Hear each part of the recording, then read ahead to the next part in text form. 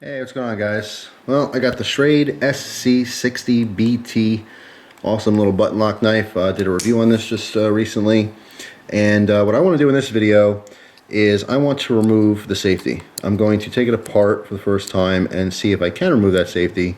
Although it functions, and like I said, it's stayed put so far, I don't use it. I just don't use it. I don't find that hitting this button, even though it's not recessed, it is protruding out. And carrying it and using it and stuff, I don't accidentally hit it. The blade doesn't accidentally open on me. So I just want to remove it just in case if in the future it loosens up or something on me. It could be a problem. If it loosens up on you, it might lock it when you don't want to lock it. So we're going to play around with this, take it apart. I have two Torx heads here.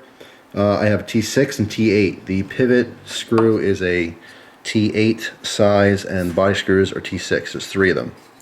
Now I also have to take off this glass breaker nut on the bottom, and that's why I have this tool here. This is actually Jason Browse little multi-tool thing. Super cool. Didn't even mention it yet. Saw it at SHOT Show. Had to try one out. It's got the little web cutter in there. And this is D2, by the way. So an actual functional web cutter you can resharpen and use over and over again. But anyway, I was kind of laughing at myself because I went to go grab my big set of tools and stuff, and I'm like, you know what? How many tools do I have that has the gradual nut drivers, and I never use them ever. So finally I can actually use this tool. So here we go. So loosen that. So now this is loose enough to hand untighten. So you see the glass breaker essentially is a screw. Okay. Actually, they make a pretty cool pivot screw. Anyway, there you go, there's the pocket clip. So obviously if you want to change the pocket clip, you could swap the sides that way. So now let's take the body screws out first, which is the T6. Okay, we have a couple of them here. Keep organized, make sure I don't lose anything. It's always nice taking apart knives. Always curious as to what's going on the inside. I know it's very intimidating. Some people don't like taking them apart. And I can tell you, I've taken many a knife apart and put it back together the exact same way, and it just wasn't quite the same after that. I don't know what it is. It's just, it could be intimidating for some people. And if you're fearful of taking your knives apart, then don't.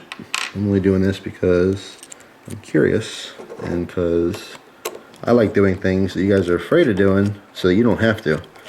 I'll take this apart and find out I can't. Maybe that'll save you the time of trying it yourself. Okay, so pivot, body, significantly different, so like in size. I'm not going to mix them up, but to make sure they don't get lost.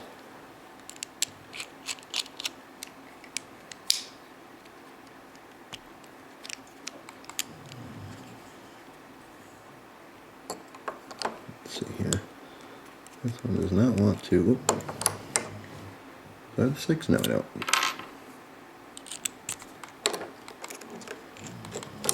This one does not want to fall out. No, that's okay. It can sit there for now. Alright, so let's put this hardware back here for a second. Alright, so blade's open, top comes off. There's our spring for a button. Alright, actually I'm going to leave that whole thing with the screw right in here. Just like that. Take our blade off, and hey, what do you know? Here's an interesting find. And you know what? I kind of thought this, but now I can actually confirm it. Let me get my blade off first.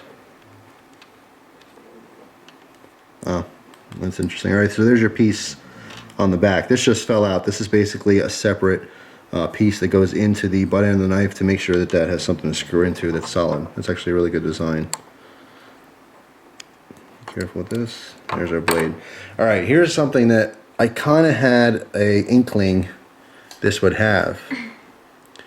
Right here, there's a hole drilled in that knife.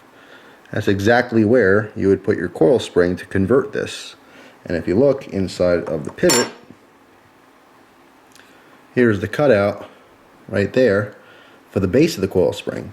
So if interested, and legal where you are. I have to say that. I don't really have to say that. I said it anyway.